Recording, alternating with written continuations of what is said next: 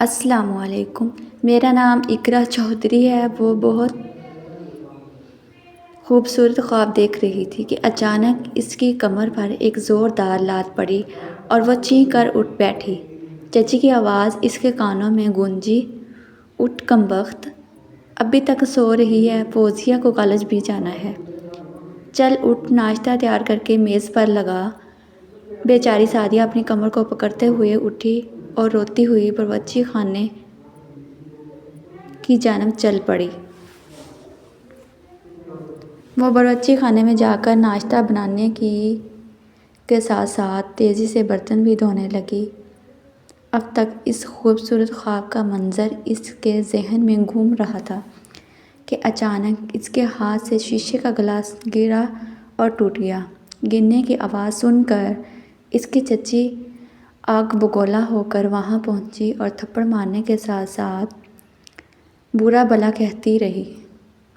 وہ بہت چھوٹی تھی جب اس کے والدین ایک حادثے کا شکار ہو کر انتقال کر گئے تھے، تو اس کے چچا چچی اسے اپنے گھر لے آئے اور بہت پیار سے رکھا۔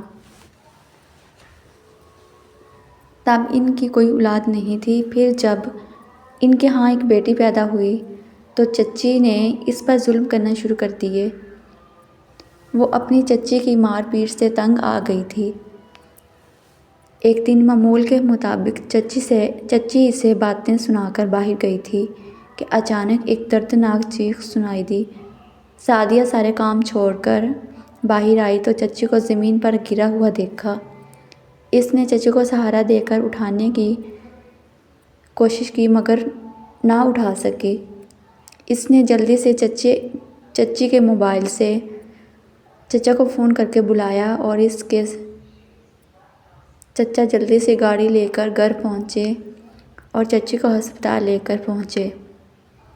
ڈاکٹروں نے کہا کہ ان کی دائیں ٹانگ پوری طرح ٹوٹ گئی ہے، ٹھیک ہونے میں تقریباً 1 ماہ کا عرصہ لگے گا، اس دوران ان کا بہت خیال رکھنا ہوگا۔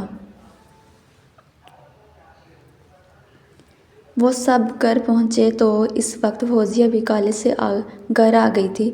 جب اس نے اپنی ماں کی یہ حالت دیکھی تو بہت پریشان ہوئی۔ سعدیہ نے اسے بتایا کہ ڈاکٹروں نے ان کا خیال رکھنے کو کہا ہے۔